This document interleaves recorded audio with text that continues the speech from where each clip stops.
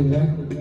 அடுத்தவன் காசு மேல ஆசை வைக்க கூடாது, உன்னொருத்த குடிய கெடுக்க மனது நினைக்க கூடாது.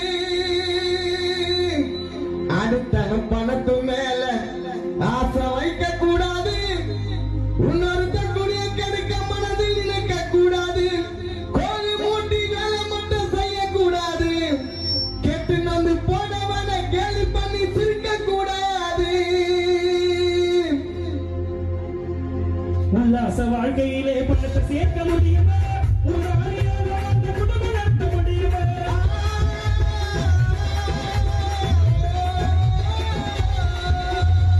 உல்லாச வாழ்க்கையிலே பணத்தை சேர்க்க முடியுமா?